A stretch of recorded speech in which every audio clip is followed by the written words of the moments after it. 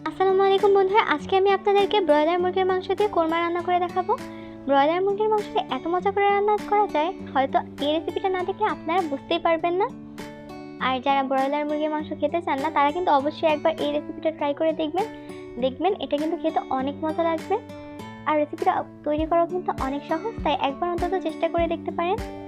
এর জন্য আমি নিয়ে নিলাম 1.5 কেজি মুরগির মাংস। মুরগির মাংসটা ভালো করে ধুয়ে আমি লেবু দিয়ে দিলাম। লেবু দিয়ে এটাকে ভালো করে মেখে আমি 5 থেকে 10 মিনিটের মতো সাইডে রেখে দেবো। এরপর মুরগির মাংসটা থেকে একটা আলাদা ময়লা বের হবে। তারপর এটাকে পানি দিয়ে কষিয়ে ধুয়ে নিলে কিন্তু আপনার মাংসটা একেবারে ফ্রেশ হয়ে যাবে। তো যারা মাংস থেকে একটা স্মেল পান বা মাংসের স্মেলের কারণে বা মাছের স্মেলের কারণে খেতে পারেন না, তারা কিন্তু আগে থেকে এভাবে লেবু দিয়ে ধুয়ে রাখতে পারেন। তো আমি এটাকে ঢেকে রেখে এখন 5 মিনিট অপেক্ষা করবো এবং তারপর ধুয়ে নিব। এরপর আমি গরম কড়াইয়ের মধ্যে তেল দিয়ে দিব। এখানে আমি পর্যাপ্ত পরিমাণে তেল দিয়ে দিচ্ছি। মুরগির মাংসের কোরমাটা রান্না করার জন্য আমাকে পেঁয়াজটা করে নিতে হবে। এই পেঁয়াজটা দিয়ে আমরা একটা আলাদা স্পেশাল পেস্ট তৈরি করে নিব, যেটা দিলে মুরগির মাংসের স্বাদটা অনেক বেশি বেড়ে যাবে। তো এখানে আমি দিয়ে দিলাম 1 কাপের মতো পেঁয়াজটাকে ভালো করে বেরেস্তা করে নেব।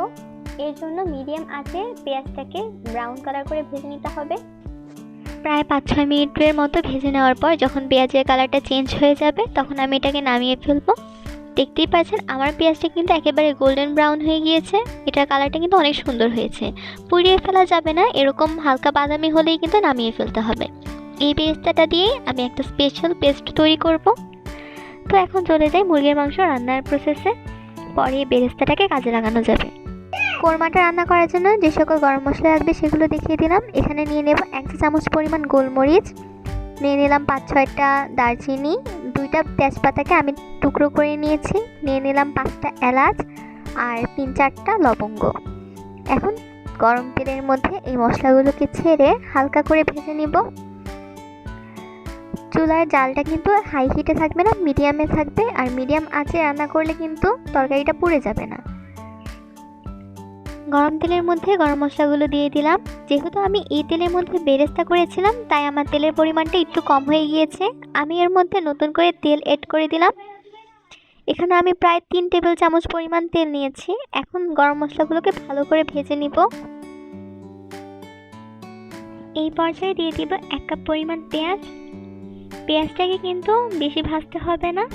যখন এটা অল্প একটু নরম হয়ে যাবে, তখন এর মধ্যে দিয়ে দেব স্বাদ মতো লবণ। লবণের পরিমাণটা এই পর্যায়ে একটু কমিয়ে দিলেও চলবে, কেননা পরবর্তীতে লবণটা চেখে ভালো মতো দেওয়া যাবে। আমি 1 চা চামচ পরিমাণ লবণ দিয়ে ভালো করে মিশিয়ে নিচ্ছি।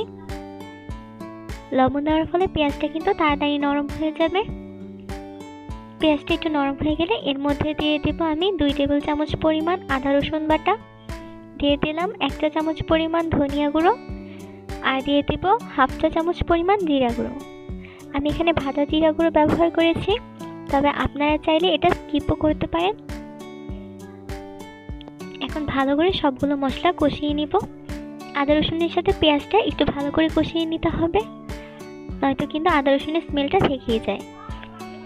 এখন মিডিয়াম টু লো আঁচে আমি ভালো করে পেঁয়াজের সাথে মশলাটা মিশিয়ে নিচ্ছি। কিছুক্ষণ পর দিয়ে দেব টক দই। আমি এখানে 1 টেবিল চামচ পরিমাণ টক দই নিয়েছি। এই টক দইটা আমি বাসায় বানিয়েছি। বাসায় 1 কাপ দুধের সাথে কিছু পরিমাণ লেবুর রস অ্যাড করে আমি ছেঁকে নিয়েছিলাম। তারপর এই টক দইটা তৈরি হয়েছে। আমি কিন্তু পানিটা ফালাইনি, ওই পানিটা দিয়েও কিন্তু তরকারিটাতে কষানো যাবে। এরপর আমি এর মধ্যে দিয়ে দেবো লাল মরিচ গুঁড়ো। এখানে আমি 1.5 চা চামচ পরিমাণ লাল মরিচ গুঁড়ো ব্যবহার করেছি। আসলে আমার ফ্যামিলির লোকেরা ঝালটা একটু বেশি পছন্দ করে, তবে আপনারা কেউ যদি ঝাল কম খান, তাহলে কিন্তু আপনার মরিচের পরিমাণটা অবশ্যই বুঝে দিবেন। এরপর এই মশলাটাকে আমি ভালো করে কষিয়ে নেব। মুরগির কোরমাতে কিন্তু হলুদ দেওয়ার কোনো প্রয়োজন নেই। এখন আমি টক দইয়ের যে পানিটা ছিল ওইটা দিয়ে ভালো করে মশলাটাকে কষিয়ে নিলাম। আপনারা পানি দিয়েও কিন্তু এই মশলাটা কষিয়ে নিতে পারেন। মশলাটা যত ভালো করে কষাবেন, ততই কিন্তু তরকারির স্বাদটা ভালো হবে। মশলাগুলো ভালো করে কষানো হয়ে গেলে এর মধ্যে দিয়ে দেব ধুয়ে রাখা মুরগির মাংসটা। লেবু দিয়ে কিছুক্ষণ রেস্টে রেখে ধুয়ে নেওয়ার ফলে কিন্তু এই মাংসটা থেকে কোনো আলাদা বাজে স্মেল আসার কোনো চান্সই নেই। আর আমি এখানে মুরগির হাত পাও নিয়েছি। আসলে আমার ফ্যামিলির লোকেরা এই মুরগির পা, গলা এগুলো খেতে অনেক পছন্দ করে, তাই আমি এগুলো কোরমার মধ্যে দিয়ে দিচ্ছি।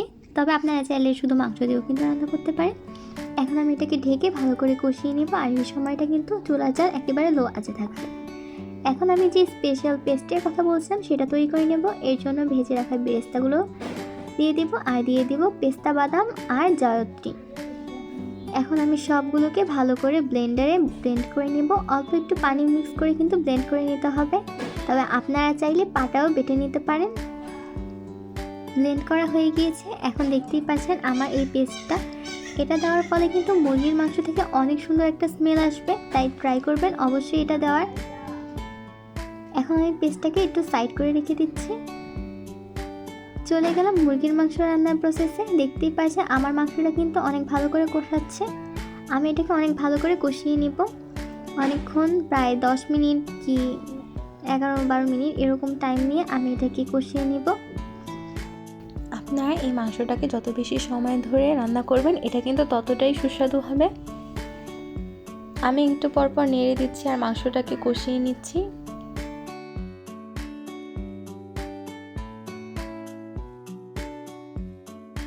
এরপর এই পর্যায়ে আমি দিয়ে দিব সেই পেস্টটা। আমার পেস্টটা একটু ঘন হয়ে গিয়েছে, আপনারা চেষ্টা করবেন পানি দিয়ে একটু পাতলা করে পেস্টটা তৈরি করার। এখন আমি পেস্টটা দিয়ে ভালো করে নেড়েচেড়ে মিশিয়ে দিচ্ছি। মাংসটাকে ভালো করে নেড়েচেড়ে নিলাম। এরপর এক্সট্রা একটু পানি দিয়ে দিচ্ছি। পানি দেওয়ার পর আমি এটাকে ঢেকে আবার ভালো করে রান্না করে নেব।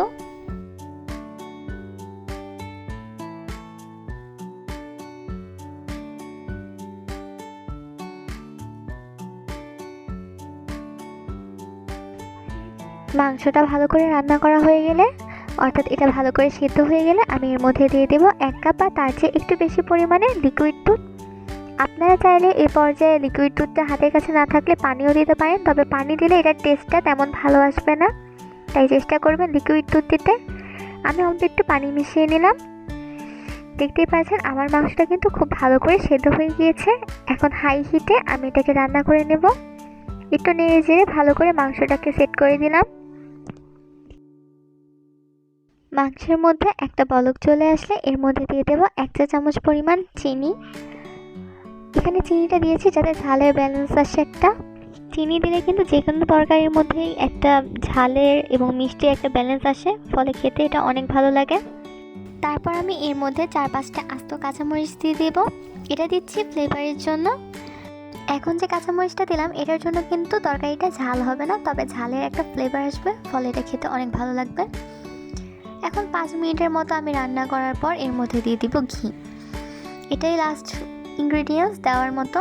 আসলে ঘি দিলে যে কোনো রান্না থেকে কিন্তু অনেক ভালো একটা স্মেল আসে, তাই চেষ্টা করবেন ঘিটা দেওয়ার। আর মুরগির কোরমাটা যেহেতু একটু মজাদার রান্না, তাই মজাদার রান্নার মধ্যে ঘি দিলে কিন্তু আসলে তার স্বাদ 2-3 গুণ আরও বেশি বেড়ে যায়। এভাবে একবার ব্রয়লার মুরগি রান্না করে দেখবেন, তাহলে আশা করি আপনারা সবাই খেয়ে স্যাটিসফাইড হবেন। এখন আমার রান্নাটা হয়ে গিয়েছে, আমি এটাকে রুটির সাথে সার্ভ করেছি। আপনারা চাইলে রুটি, পোলাও কিংবা ভাত যে কোনো কিছুর সাথে খেতে পারেন। আর ছোটো থেকে বড় সবাই কিন্তু এই মাংসটাকে খুবই পছন্দ করবে। দেখতেই পাচ্ছেন কত ইজিলি আমি মাংসটাকে ছেড়ে নিলাম, আর এটার ভেতরটা কিন্তু অনেক জুসি হয়েছে। শুধু মাংসটাই না, মাংসের যে ঝোলটা আছে তাও কিন্তু খেতে অসাধারণ হয়েছে। আমার ফ্যামিলির সবাই এটা পছন্দ করেছে, আর আমি আশা করি আপনারা ট্রাই করলে আপনারাও এটা রান্না করে খুবই খুশি হবেন। আজকের ভিডিওটা এই পর্যন্তই। যদি ভালো লাগে তাহলে আমার চ্যানেলটাকে সাবস্ক্রাইব করে লাইক, শেয়ার অ্যান্ড কমেন্ট করে পাশে থাকবেন। আল্লাহ হাফেজ।